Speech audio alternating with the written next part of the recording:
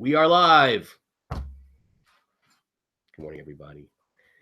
First, we have to see the business. Love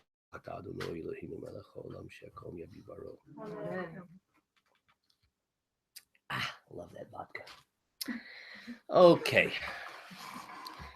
So, this class is a class in Parshat HaShavua, the weekly Torah portion. And before we actually dig into the weekly Torah portion, what I'd like to do is talk a little bit about the book of the Torah that we're in right now. As I mentioned earlier this week, there's this perennial challenge that we'll have in Bat Ayin, and that is we have people in one class who have PhDs in Torah, and then we have people who have very little exposure to Torah, which creates an educational challenge. So we're going to have to kind of, as they say in Israel, roam, kind of improvise a little bit until we can figure out how to make everybody reasonably sad about the way the learning is going. But frustrated. Sad is not a good word. Okay. So I want to talk a little bit about the book of Devarim, the book of Deuteronomy that we're in right now. I hope everybody knows that the Chumash is called Chumash because it comes from the word Chamesh, five, the five books of Moses, right? The Torah. And the book of Devarim, Deuteronomy, is the last of the five books of the Torah itself. Now, the book of Devarim, interestingly enough, does anybody, well, we just sort of mentioned it now, what's it called in English, Devarim? Deuteronomy. Does anybody know what that means? Greek, obviously. It is Greek. It's all Greek to me. Duo. Yeah.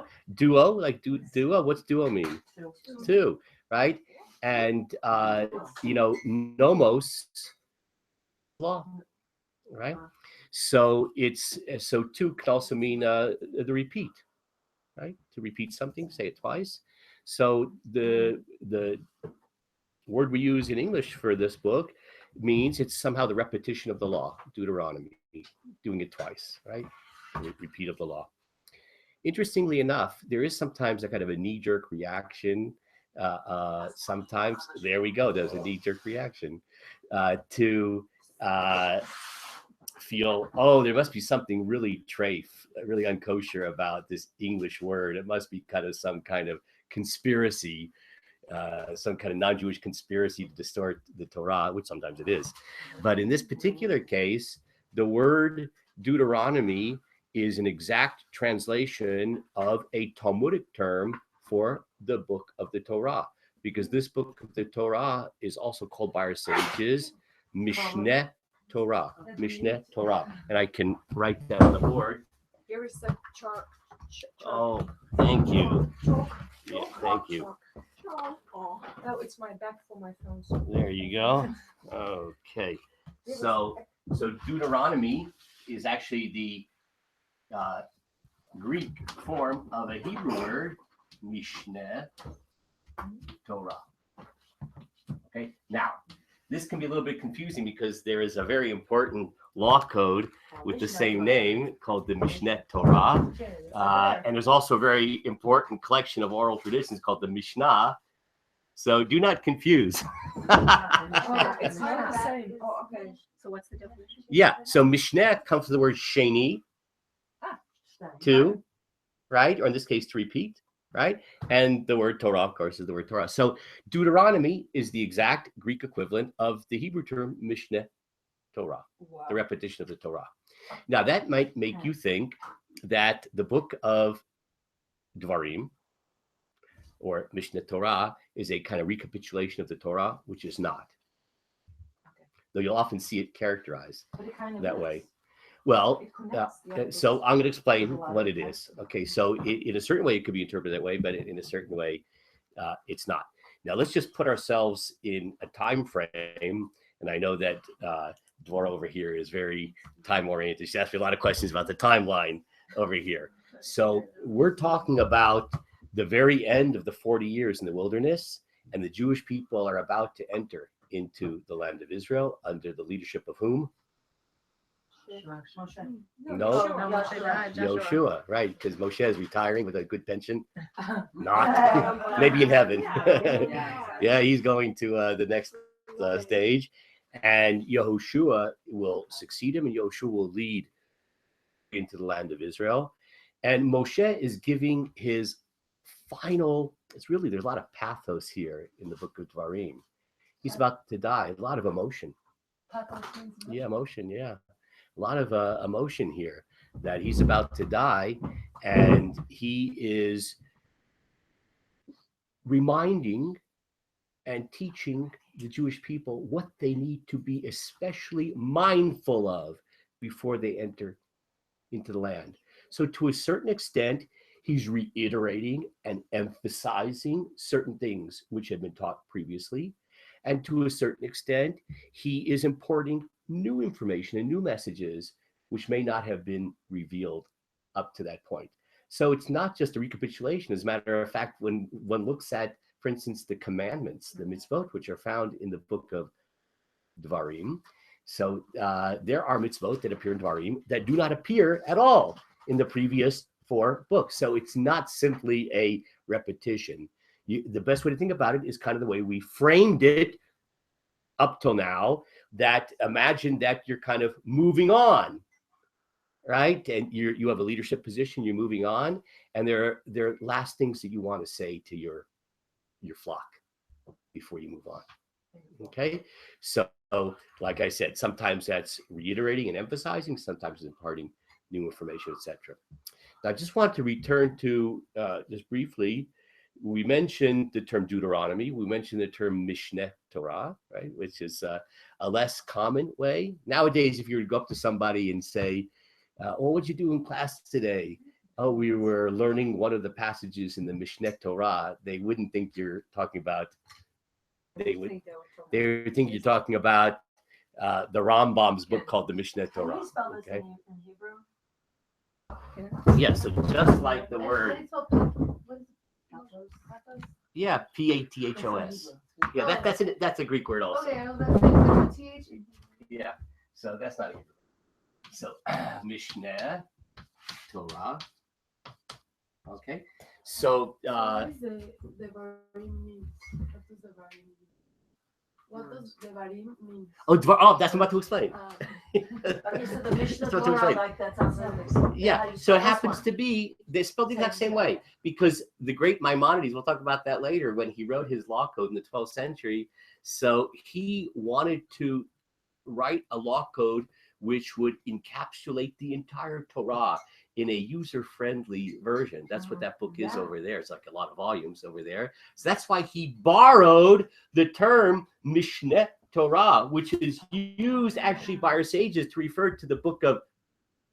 He used it to refer to his own book because his goal was to be able to somehow encapsulate the entire Torah. As a matter of fact, he says in his introduction that now that he's written his book, you can have a very simplified library. Just have the Torah in his book and you've got everything. Yeah. Right. Sounds a little arrogant, but it wasn't. Happened to be true, almost. Okay. It's a phenomenal thing you wrote. So the question was, where did this book of Nish asked? The book of the name Devarim, where's that come from? That comes from a very simple thing. And that is that we have this habit of calling the books of the Torah and the Torah portions, by the way, the subunits, by the first significant word that appears in that book of the Torah or in that Torah portion.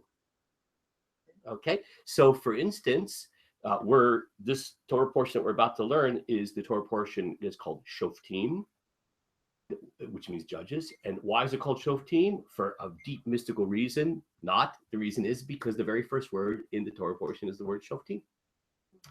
And the book of Dvarim is called Dvarim, not because the first word is Dvarim, but the second word is.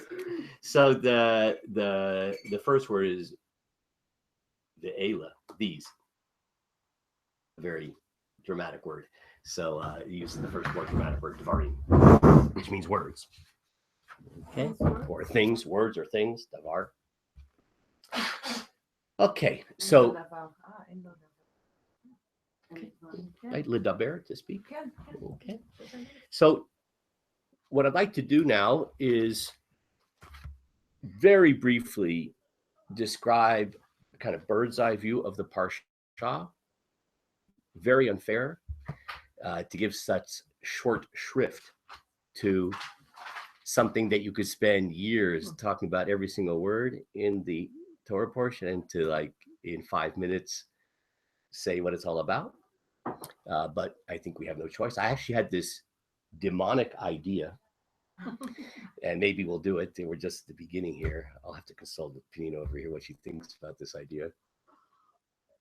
And that is that maybe take turns, and each week we could have one of the students give of the Torah portion, which could be very cool experience. And then my job will be to take one theme and develop it in at some length. Nice idea. So Wow. it's maybe we'll do that. But for today, I'm going to give you this overview. Now, first of all, any questions on anything we said so far? Okay. Brief overview. The book begins, as we talked about before. The whole book of Devarim is this last speech of Moshe. And in this particular Torah portion, Shoftim, which, as I mentioned before, it means judges, because that's the very first theme, that Moshe talks about the establishment of a judicial system, which is going to have you're going to have people who are Shoftim, judges, but it's not enough to have judges alone, because judges can make a certain decision, but what do you need in addition to those who make the decision? Someone to carry it out. Yeah, you need the enforcers, right? So that's the very second word in this Torah portion, Shoftim v'shotrim. A shoter in modern Hebrew means a policeman. The enforcers. So that's what Moshe is describing, the establishment of a judicial system, which will have both those who will make certain decisions and those who are enforced, given the role of enforcing it. Now, this happens to be, I could talk, as anybody could who learns Torah, I could talk about any word in the Torah all day long.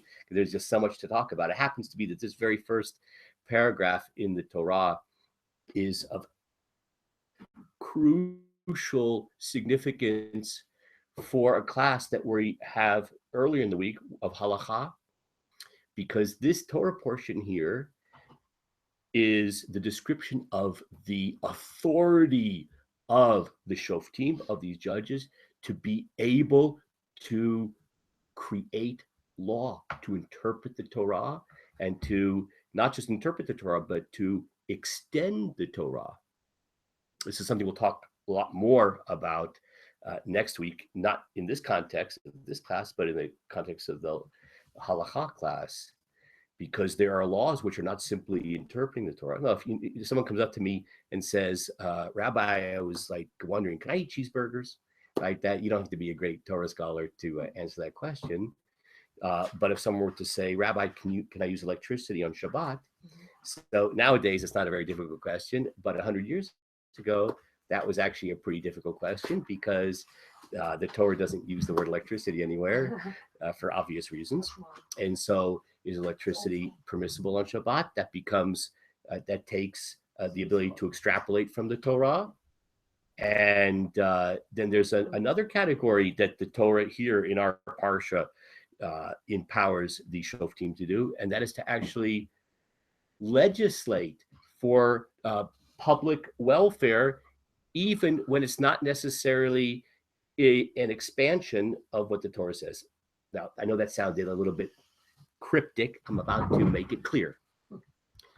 So let's say that an amazing miracle happens, and the Syrian Greeks have taken control of the land of Israel, and they have imposed very oppressive conditions and defiled the Holy Temple. And there's a revolution led by great Torah scholars and holy priests, Kohanim, and they're miraculously victorious over these Syrian Greeks. I'm not making this up. Of course, what holiday commemorates Hanukkah? Hanukkah. That's all Hanukkah. So now Hanukkah, the story of Hanukkah happens way after the Torah. Right? It's much later in Jewish history. But the sages of that time decided they're going to make up a mitzvah, made up a holiday called Hanukkah. And they're going to make up specific observances, like primarily lighting the candles, the menorah or Chanukiah, that they wrote, the candles. That doesn't appear in the Torah, right? It's not an expansion or extrapolation of what the Torah says, right? When it comes to electricity on Shabbat, so the rabbis look in the Torah and they say, is there anything like electricity? Is it comparable to anything else? Right? Yep. So maybe, maybe, right? But the we'll talk about the laws of Shabbat another time.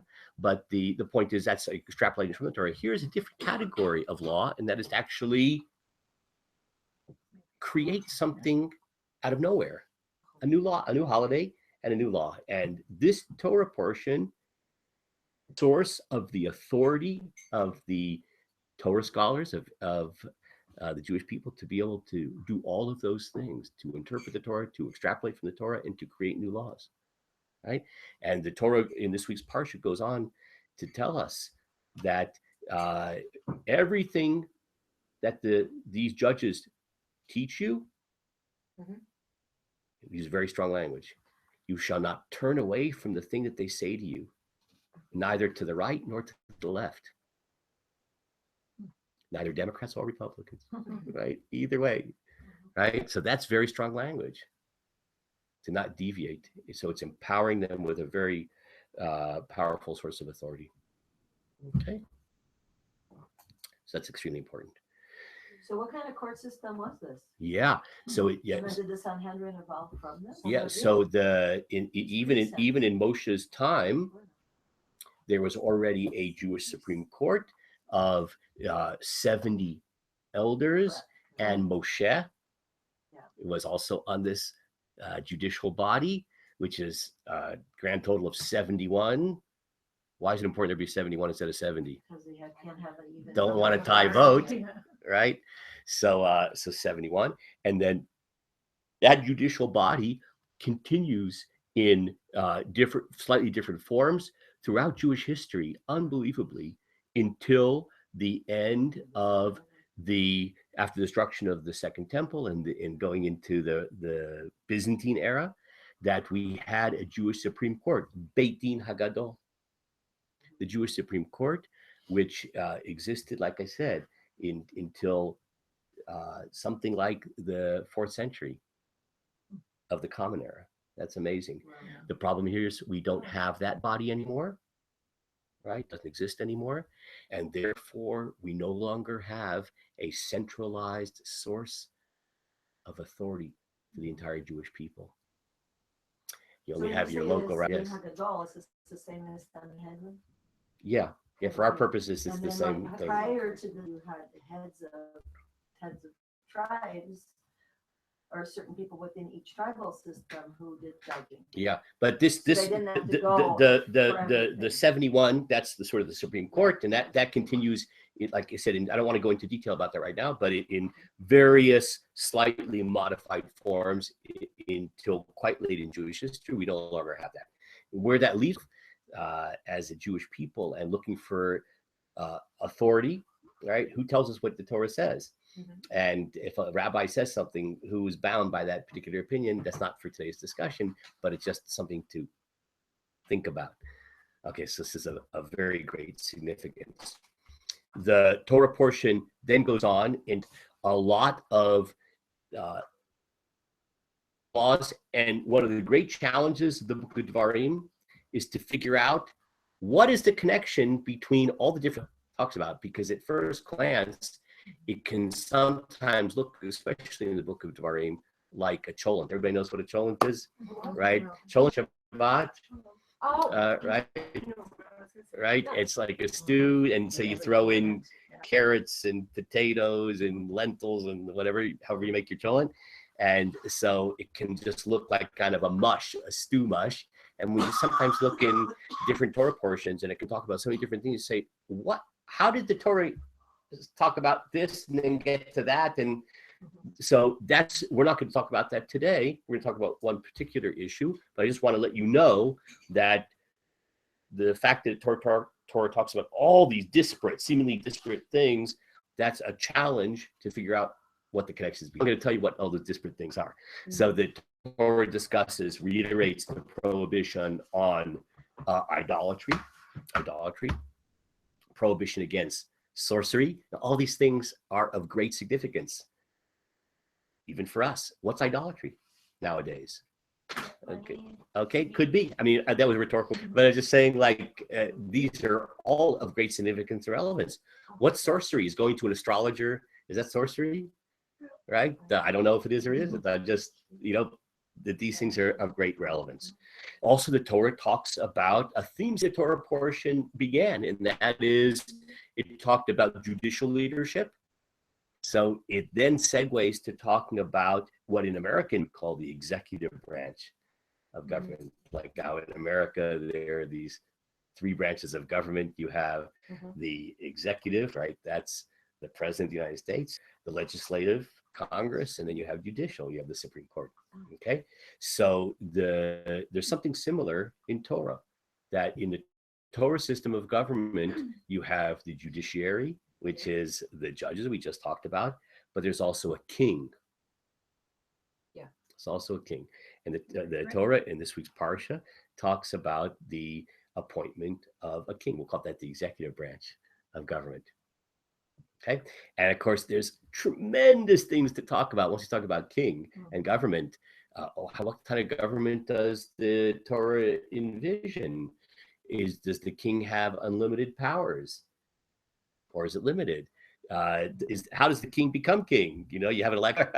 How's that happen? Okay, so those are things that you might want to think about, and you can look in the Torah. By the way, for those of you who may not be aware of it, I recommend, as I'm sure most of the educators here do, that people use the Art Scroll Chumash. It happens to be very user-friendly, and it has on the bottom a kind of synopsis of the different classical commentators. So that's a good place to start in thinking of.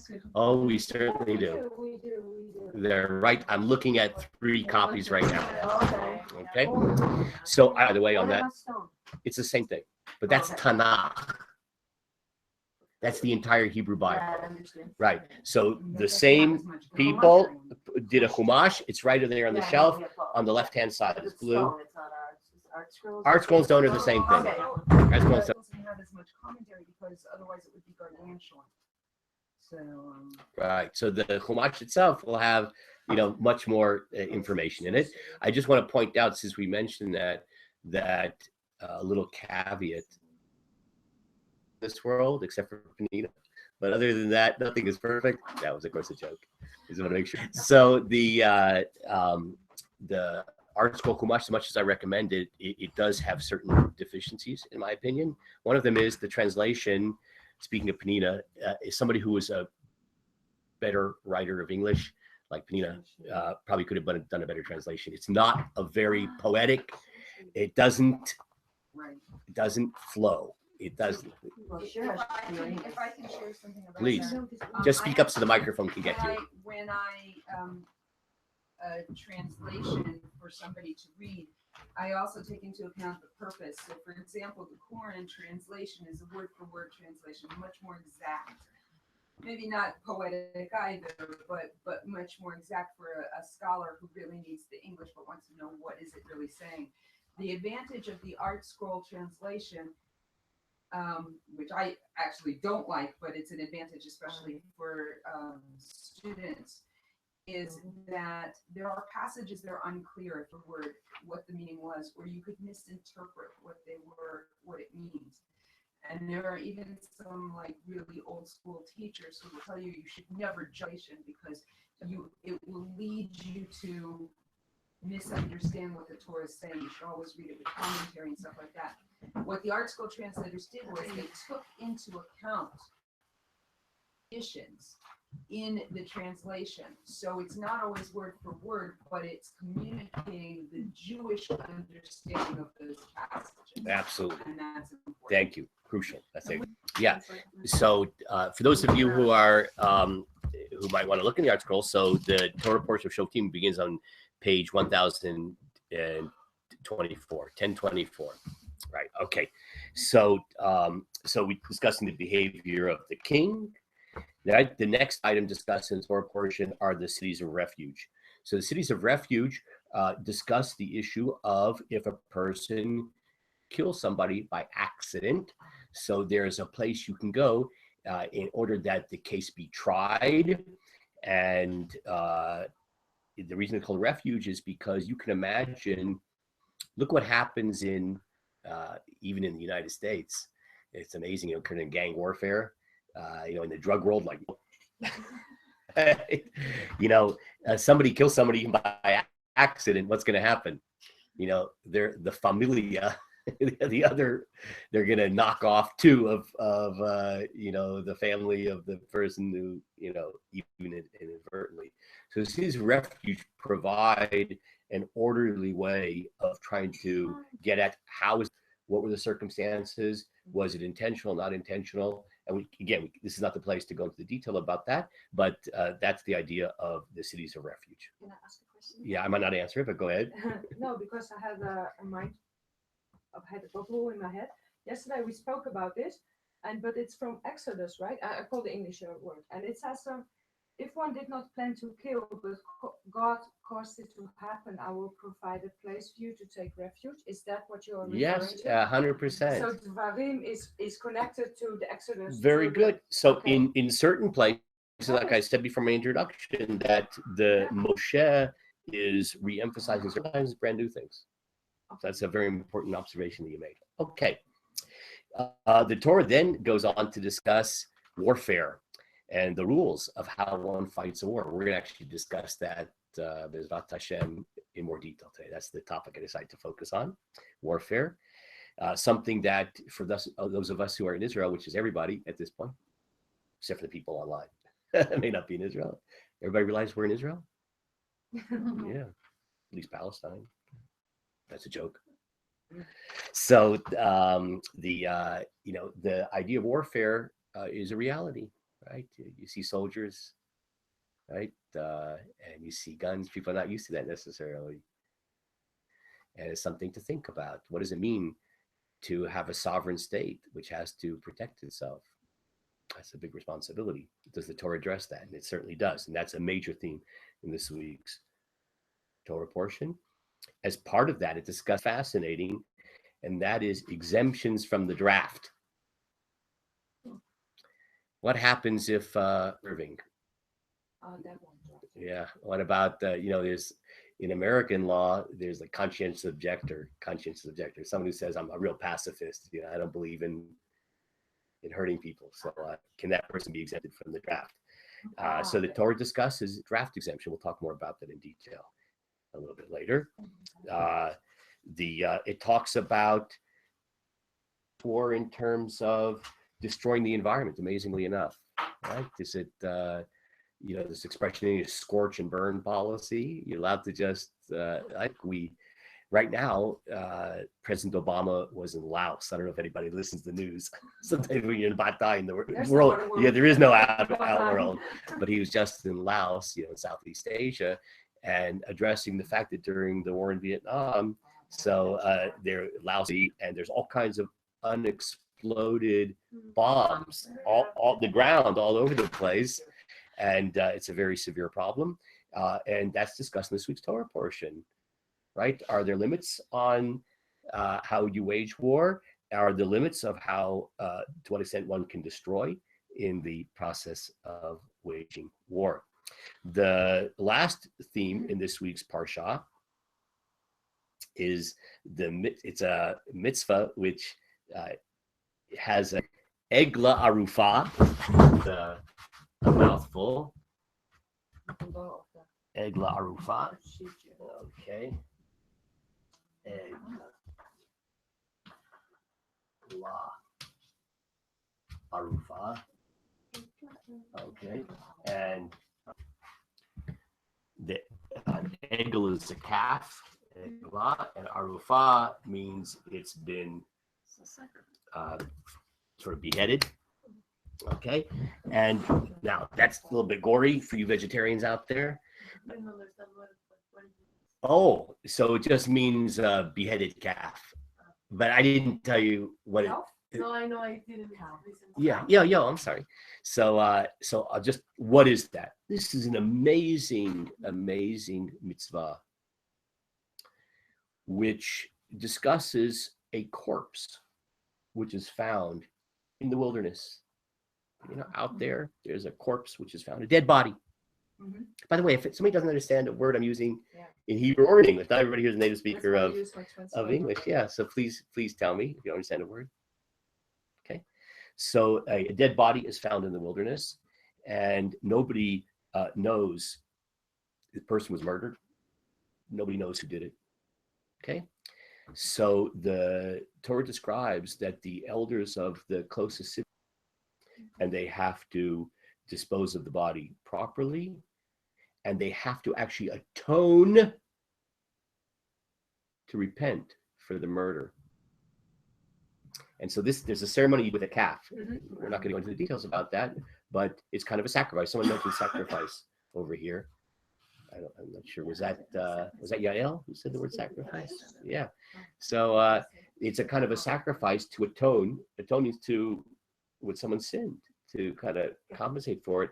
And the question is, what? Like, what, the elders of that city killed the person? They didn't. But the Torah is trying to tell us about communal responsibility. That if we were to behave properly, and happens outside of our doors, to take responsibility, that perhaps these things wouldn't happen.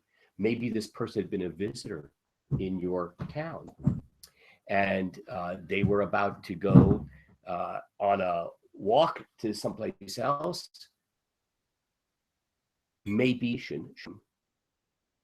so that they would be secure. It's scary out there, right? So, but they didn't. They just said adios, and the person walked away and was murdered. So it reflects a kind of a sense of, this person was killed. We're not going to just pass that over. It should remind us that we maybe have to be more diligent, more careful in taking responsibility for people, trying to care for people, make sure that people are safe. Okay, so that's the last theme in this. So far, so good? Okay. Now what we're going to do is take a look at one particular theme in this week's Parsha, the issue of warfare, and we're going to go into some detail on that. So I have some sources for you. So I have a few more copies here.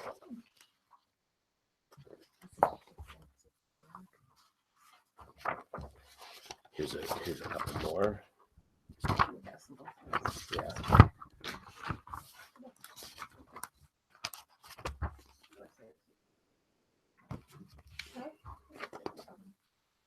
You're welcome.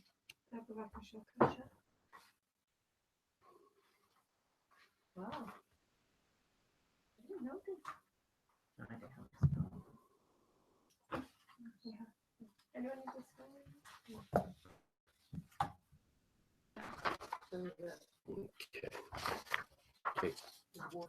Okay. So let's do things not necessarily in the order that they're laid out in this week's Torah portion. Let's take a look at source. I see the looks like the numbers got cut off. But if you take a look on the second page, right, the back side of the first page, I think these are. Some of you may have double. Are they all double-sided? No. Yeah. So the second page, okay. Okay. So this is one of the paragraph portion talking about war. Let's all read out a little bit out loud, and then we're gonna talk a little bit more in detail. When thou comest near to a city to fight against it, proclaim peace to it. Did you ever see where we are? Ever see where we are? So, and as we're reading, you should like start to think like, ooh, wow, that's right away. That's pretty interesting. What's the first thing you do when you go out to war? You offer peace. Offer peace. Wow, that's interesting. And it shall be, if it make, this is like very archaic translation. If it shall be, if it make the answer of peace. Is that English intelligible to anybody here? Just translated as you're saying. Yeah. So, and it shall be if they say, yeah, we'll have peace, right? Then it shall be that all the people to be found in it shall be tributaries to thee, that they have to pay taxes, right? Be subservient, shall serve thee. And if it will not make peace with thee, but will make war against you, then you can go ahead and, right, besiege it, right? Lay a siege, have the army surround the city, that's besiege it. And when the Lord thy God has delivered it into thy hands, you're victorious, you shall smite every male of it with the edge of the sword, yet kill the men. Okay? Now, there's tremendous ethical issues here that are difficult for us to deal with, and we'll deal with things we can. But the women and the little ones and the cattle and all this in the city, all the spoils, right? All the stuff, all the cell phones and computers and all that stuff, you shall take to yourself, and you shall eat of the spoil of thy enemies, which the Lord thy God has given thee. Thus thou shalt do to all the cities which are very far off from thee. The cities are far away, which are not of the cities of these nations, not of the Canaanite nations, right? But of the cities of these peoples, which the Lord thy God give thee, Canaanite nations, thou shalt save. Right? There has to be utterly destruction, and it lists all the Canaanite nations here, the list of them. As the Lord thy God has commanded thee, not to do after their abominations, which they have done to their gods. So should you sin against the Lord your God, right? If you are influenced by them. Okay, fine. Now, there are so many things to discuss here that we can now, what I want to do now is turn back to the beginning and discuss things which are perhaps more attitudinal, have a certain sense of framing this whole idea of warfare, Jewish warfare. Okay. Now, I mentioned before that the book of Devarim is not in a vacuum. It's at the end of the 40 years where the Jewish people have heard all kinds of other mitzvot and revelations from Hashem. And so there's a context to everything that Moshe is saying now. So to a certain extent, we have to sort of supply the context because we're seeing it in a vacuum. So let's take a look at a passage. Barbara told us over here a moment ago that there was a passage in the book of Exodus. We'll take another passage in the book of Exodus that is related to this particular passage. So if we're going right to the very beginning, see where it says, if thou wilt make me an altar of stone. Okay, so this is talking about building a sacrificial altar. Okay, and it says the following: thou shalt not build of it hewn stones. So the stones that are the altars built out of it, they can't be formed by taking a big axe and chopping up the stones to make them square so you can build the altar, right? Don't do it that way. Why not? So the Torah says, don't do it that way. Ki charbacha henafta aleha, because if you lift up, it's interesting, the English translation says your tool upon it. That's not really what the Hebrew says. The Hebrew says, because if you lift up your charbacha, means your cherev, your sword. Okay, you take your sword and you use it to chop the stones to size. So Torah says, "B'tchalaleha," profane it, defile it. Have you ever heard the term chilul, like chilul Shabbat or chilul Hashem, desecration of God's name or desecration of Shabbat? It's the opposite of a word we discussed earlier in this week, kadosh. Okay, so something is kadosh, it's holy. So to make something lechalel, right, is the opposite of holy. Okay, to take away, to offend against his holiness. Now, this is the sacrificial altar. That's amazing. So symbolically, this altar represents what? What are we doing when we offer up a sacrifice? Killing on it, but yet you're not supposed to make the stone. Okay, so that's You're supposed to kill that's an the interesting stone. irony. Yeah. It's a wonderful irony. Just put that aside for 1 second. But in terms of like when we offer up an offering to God, what are we doing in terms of our relationship with God? What does that represent? Drawing close to God. We're drawing close to Korban. God, right? That's why sacrifices in Hebrew are called korbanot, the word karo, close. So sort of the ultimate worship of God through this ceremony, and it's telling us that a sword shouldn't be involved in that. A sword shouldn't be involved in that. Okay, so watch what our sages say. Remember we talked about the word midrash earlier in the week. So midrash is a teaching from our sages that is connected to a passage in the Torah. So look at what the sages say. The Torah says that your sword, you're going to lift up on it, and you'll defile the altar. Mikan haya Rabbi Shimon ben Elazar Omer. From here, Rabbi Shimon ben Elazar, one of the great sages, said the following: Hamizbeach nivra laharich yamav shel adam. That the altar is created to extend the person, to extend our life. What could that possibly mean? The altar is there to extend our life. What could that possibly mean? In what sense? Because you're constantly being reminded of Hashem. The more you have Hashem in your life, you live longer. Good. So it could even mean it literally, that to the extent that we serve God and behave in a way which is in harmony, to that extent, perhaps we'll have physical longevity. These things are to not die.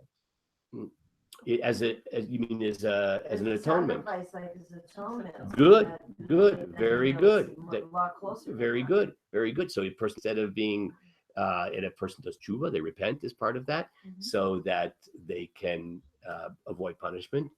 But it could also mean on this kind of a spiritual level. Sometimes longevity is not so much quantitative, but qualitative. Like what kind of, for 40 years would be a terribly short life, or 70 years, and depending on how they live their life, does that life have content and meaning, or was it wasted? Okay, so that's the purpose of the altar. The altar is there to help us live a deeply meaningful, longer life, whether quantitative or qualitative. Are those terms quantitative, qualitative? Clear? Okay. So then he goes on, Barzel, but iron, the thing that a sword is made out of, Nivra lekatser shnotav shel adam. It was created. Why do you have a sword? To take life, to kill. Einodin shianif hamakatser lamarich. It's inappropriate that which shortens life, takes life, be used to create something with length in life, to give quality to life, to give deep meaning of life. It's almost like milchiks and inflation dairy. Like they don't go together. They are mutually exclusive, antithetical. Okay, the interesting modern day application of this idea, because we don't have sacrificial altars anymore, right? Maybe when the Messiah comes, right? We'll have, in fact, for sure, when the Messiah comes, we'll have that, but we don't have it right now. And by the way, if you do, so you might want to talk to Panina about that. Okay, so not a good idea nowadays, but we do have a kind of mizbeach, an altar. You know what that mizbeach is? If you go to Panina's house on Shabbat, you'll see a mizbeach, an altar. Shabbos table or Shabbat table. That's her altar. So in one of the most famous law codes from the 16th century, the Shulchan Aruch, he says the following: Sakim b'shat birkat hamazon, to cover up any knives that are left on the table or take them away. When you say the grace after meals, birkat hamazon, when you bench, say birkat hamazon. You know why? For this reason. It's so that we can also be reminded of this idea that warfare is the antithesis of the ideal of Jewish existence, which is to have a meaningful and long life. Okay? So does everybody hear this idea? And how we have a beautiful way of expressing this even nowadays by covering up the knives before we say the grace after meal, the Birkat Hamazon, or removing them? We remove it.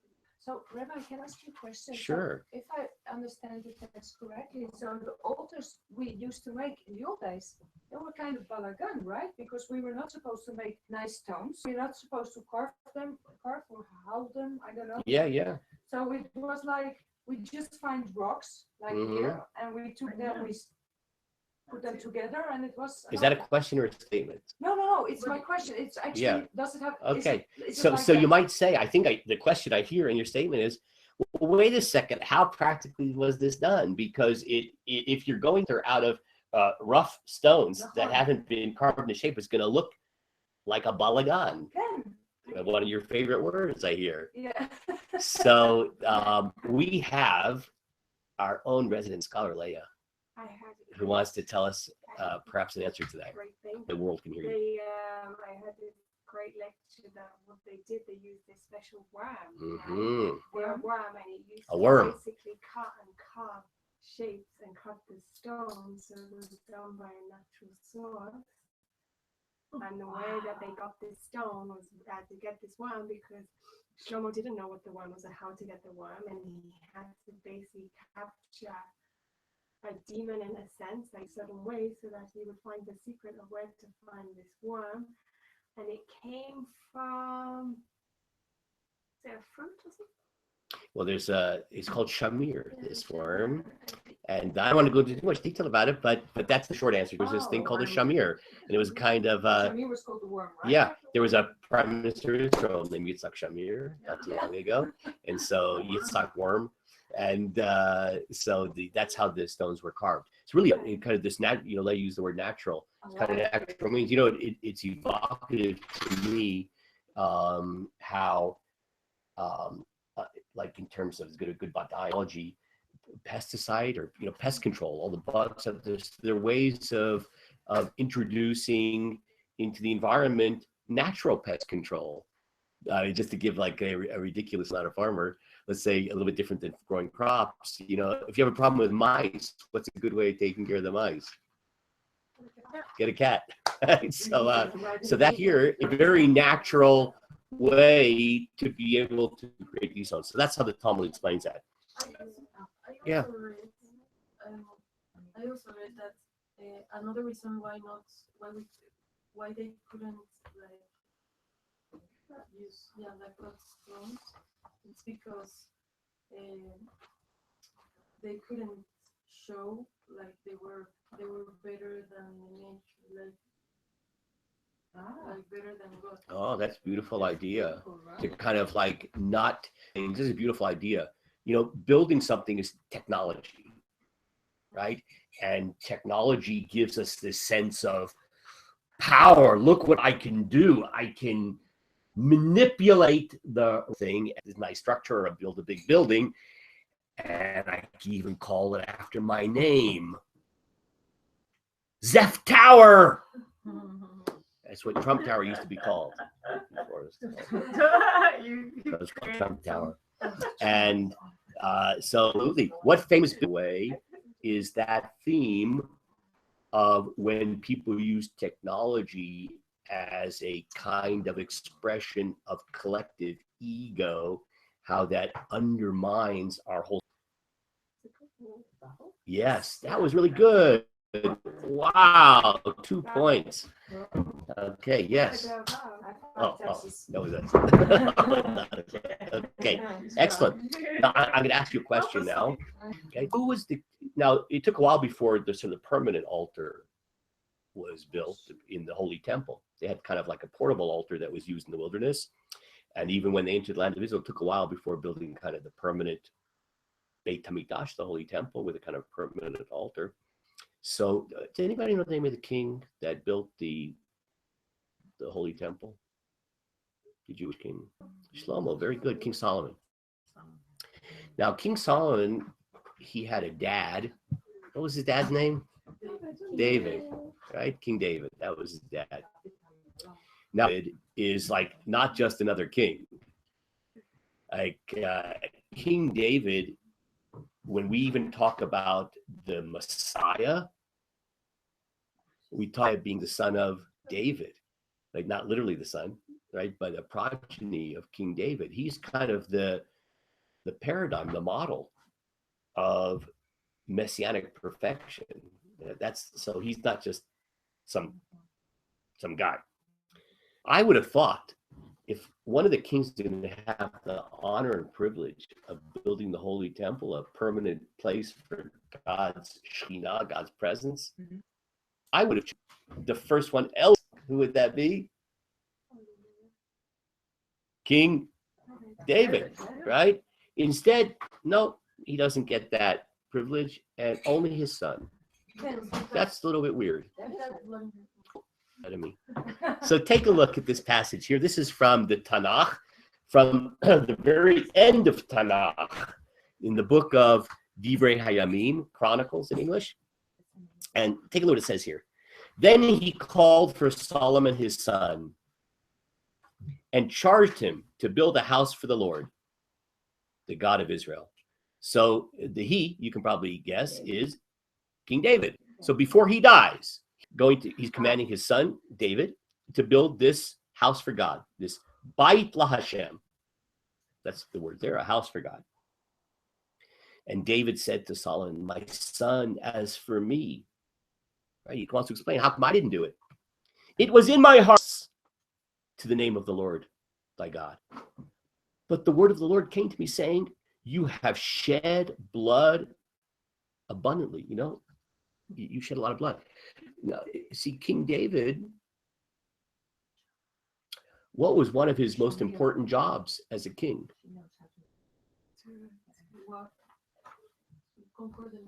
There was a lot of enemies of the Jewish people there, or the Philistines, etc. And King David, one of his most important jobs is to fight those battles. Fought a lot of wars. He was a great warrior.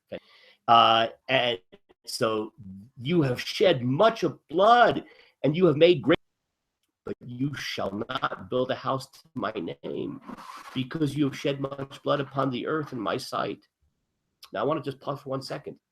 Does it say here, you're a good-for-nothing murderer, and so yet building the house of God? Does it say that? It doesn't say that, but if I'm not, I don't know if I'm allowed to say that, but if I was King David, I would feel like that I did it for us, you know. Beautiful. That was the greatness of King David. That he, imagine how disappointing that was. Yeah. But he doesn't fight. He says, I accept. I said God's will. But the point I just want to make here is that there's no hint whatsoever that the wars that King David fought were inappropriate or illegal, or that King David is bloodthirsty or anything like that. As a matter of fact, the Torah, when in Divrei Hayamim, when it refers to these wars, milchamot gedolot, great wars, like it doesn't say illegal or vicious or anything like that.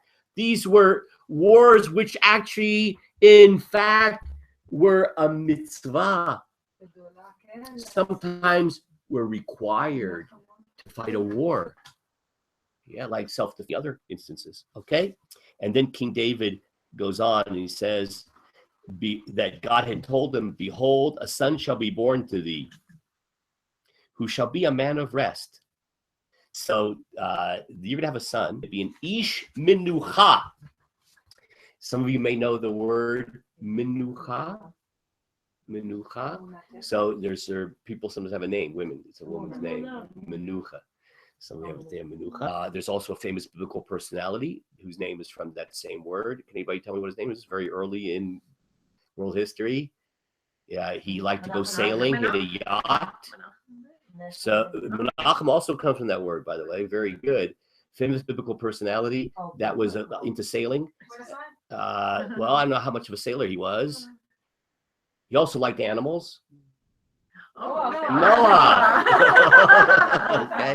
Noah. Where's the root? So for Noah, and that the Menucha and Noah are the same word. It means rest. Of course, why is Noah called Mr. Rest? as a result of Noah, and he brings, God might have destroyed the entire world, but Noah was righteous, and therefore the world was saved in his. Then after the flood, the world is resettled attempting in a peaceful way. So he's Noah, right? And the King David is going to have a son who's Ish Menucha, a man of rest. What does that imply about kind of historically his function as opposed to King David? So King David, because of just of when he became king and the circumstances surrounding the Jewish people, he was forced to do what? Yeah, to go to war. But King David be very successful, but his son can be what? Ish Menucha, a man of rest. The Hanichotilo Mikoloivav Misaviv. I'm going to give him rest from all his enemies around him. Ki Shlomo Yeshmo, for Solomon will be his name. Now, if you translate that, for Solomon will be his name, it's like non sequitur. You know, your son is going to be a man of rest, and I'm going to give the Jewish people rest from all their enemies around him. For Solomon will be his name, like or like, and you'll have a dog named, or like what? For Solomon's name, what? So, because in English it loses a lot. Shlomo comes to what word? Shalom. He's Ish Menucha, a person of rest. Another word that sounds a lot like rest in terms of the meaning of it, shalom, tranquility, peace, right? So his name isn't Shlomo because when he was born, his parents looked online, a list of 5,000 Jewish names. Shlomo, okay, his grandfather's name was Steve. Shlomo sounds a little bit like Steve. You know, it's not the way they did it. He's called Shlomo because that represents his function in Jewish history of shalom, whole and peaceful. You know, that was probably the first and maybe the last time in Jewish history where the Jewish people think what it's going to be like when the Mashiach comes. That's King Solomon. It's interesting. Not David. David represents creating the conditions for Shlomo, for the Messianic era. And in the life of King Shlomo, it's unbelievable. You know that the Jewish people, the country that they had created under King Shlomo, became world famous. There was a very famous queen. It came from very far away because she heard about this unbelievable thing, a country that lives at peace with justice. She came as a tourist. Like, I gotta see this with my own eyes. Anybody know who that was? It wasn't Cleopatra? Queen of Sheba. The Queen of Sheba. You may have heard of her. I think there's a hotel in Jerusalem with that name. So the Queen of Sheba. Raf, we're actually now in the time Mhm. of Beautiful. and we're going to be in the time of Bezrat Hashem. Oh, you inspired me. I'm so glad I came today. That was amazing. That was so beautiful. You know Shlomo.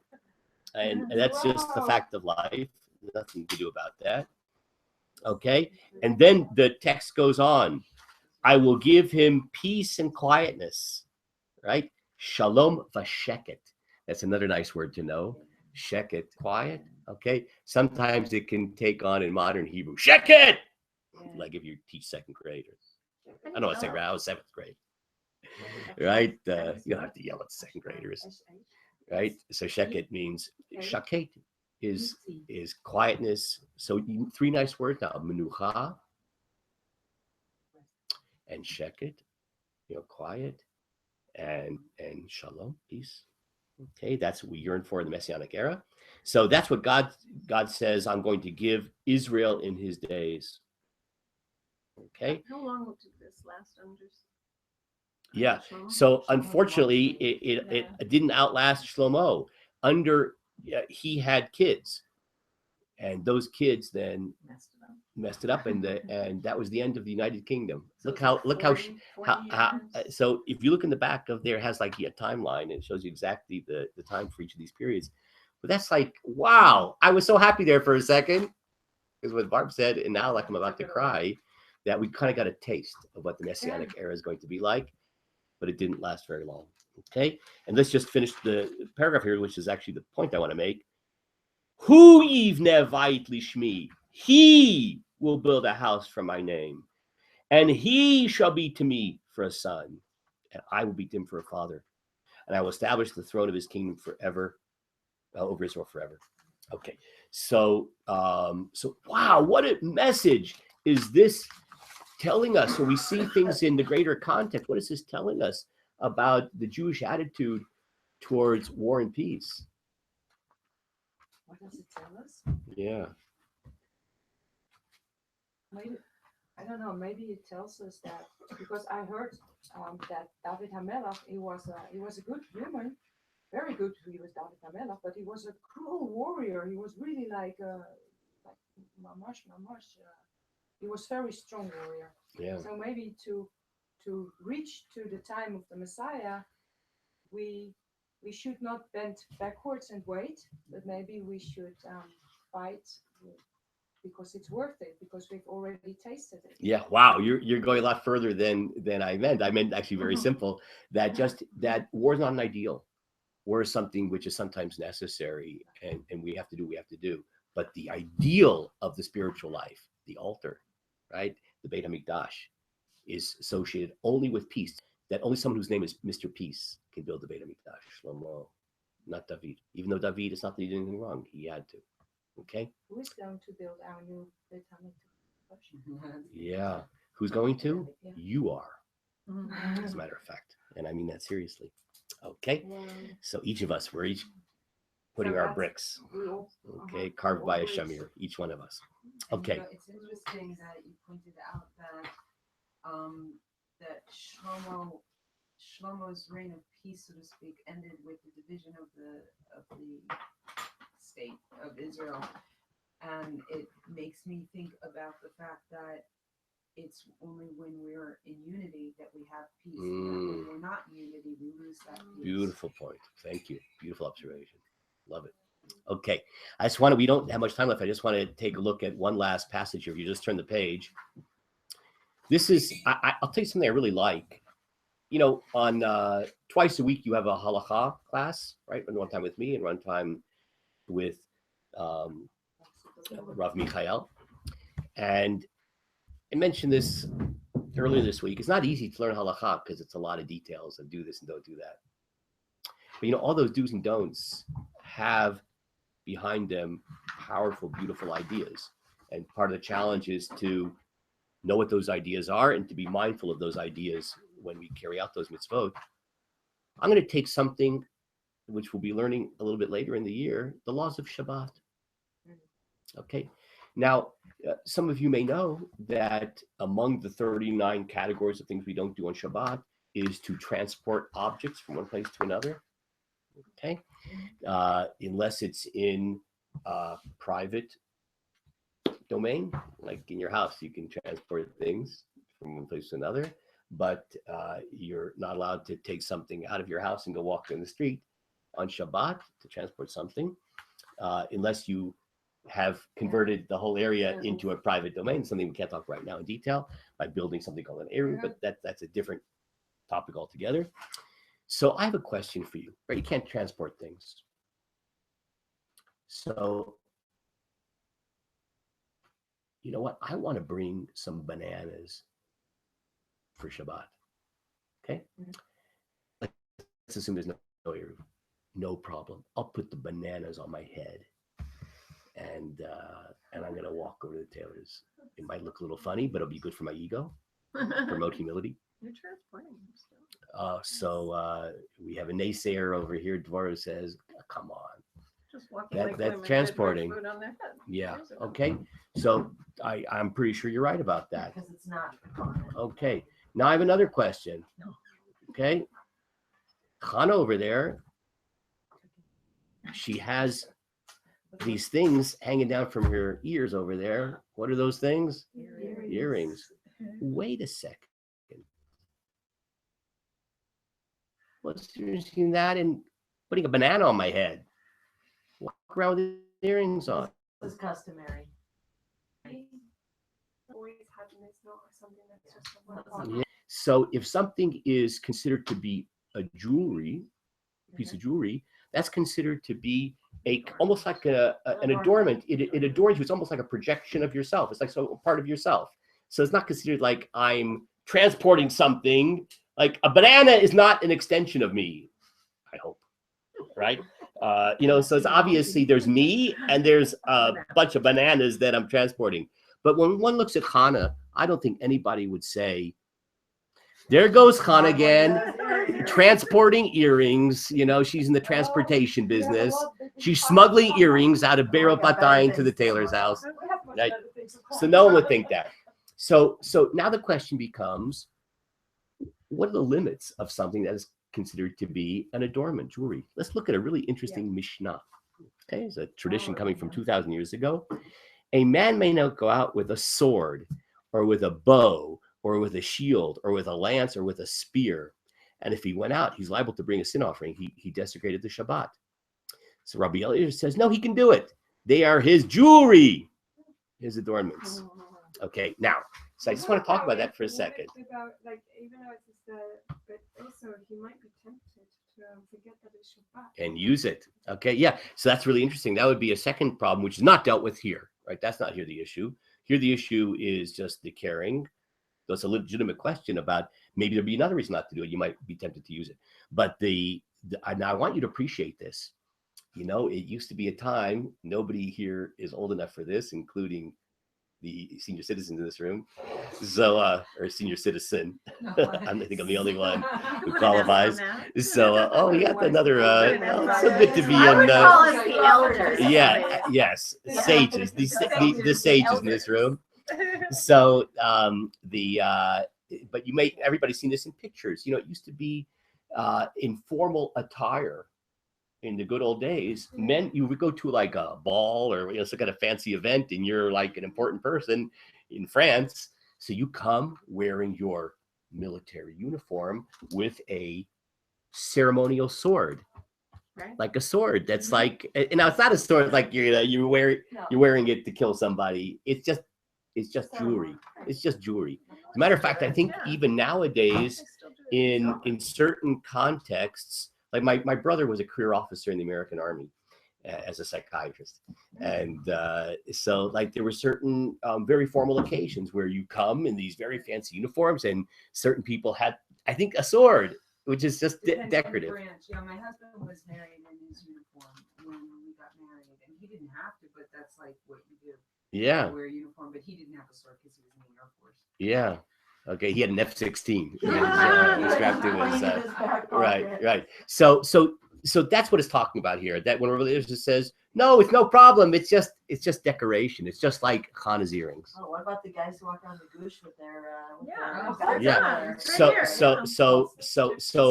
that's so that the question would be, why are they wearing it? So if they're wearing it to look macho, so that would be one issue. If they're wearing it for self-defense, that's another issue. Yeah. But the important thing I want to see is just the very next few words. Now, remember, the first opinion said they can't do it. You can't go out with a sword. But Rabbi Eliezer disagrees, says, no, you can, because it's like jewelry. Okay. That's called a dispute. Okay. This is a word I want you to remember. Well, this is not a shop. A machloket. That's right. A machloket is a dispute. And we're going to every single day encounter disputes. Okay. Hopefully not on a personal level, but when we read a lot of things from our sages, there's a lot of disputes. So there's a dispute. One opinion says, no problem, you can carry a sword, it's jewelry. Another person says, no, you can't. Now, which of those opinions needs further thought? Why you can. So that's based upon the fact that it's jewelry. Okay. So that the Mishnah justifies that. That's based upon. No, but what about the first opinion that says you can't do it? So must think that swords are not jewelry. Let's read on. But the sages say, you can't call them jewelry. They are nothing other than a reproach. Now, that word reproach is a difficult English word. Genai. Genai in Hebrew means something very negative. It's like something which is jewelry. It enhances. You look more beautiful, right? when you wear, right? When I wear my earrings, I feel more attractive. Ganai means something that is insulting you. It's lowering you. It makes you look unattractive. It's ugly. The sages say a sword, you call that jewelry? That makes you look better? It's ganai. It's the opposite. Now, why would he say that? And he quotes this most famous and beautiful verse from Isaiah, from Yeshayahu, what we're striving for. And they shall beat their swords into plows and their spears into pruning hooks, these things, agricultural things. And nation shall not lift up sword against nation, and they shall no more learn war. What do we strive for as an ideal? Shalom, menucha. How could you say that a sword enhances the way you look? A sword does the opposite. A sword is painful. Sometimes it may be necessary, but it ain't jewelry. I'll tell you that. That's what the sages say. And therefore, the practical implication of that is so interesting. It's a practical law. Like if you read in a law book, don't carry a sword on Shabbat. If there's no Eruv, you say, okay, another do and don't. It's an unbelievable idea here. Because it's not a jewel. It's not jewelry. It doesn't enhance. It's the opposite. This is the Shabbos law. Yeah, exactly. This is from Masechet Shabbat, right? From the passage in the Mishnah that talks about the laws of Shabbat. So our ideal is peace. So this is a Shabbat?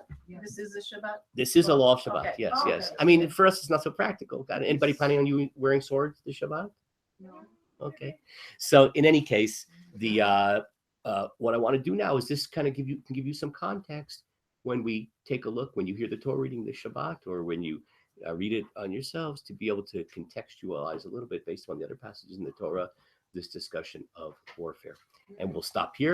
And I wish everybody a wonderful holy Shabbat, a restful Shabbat, a Shabbat of peace. And we'll see each other, B'ezrat Hashem, with God's help, next week. Thank you very much, Rob. Sure.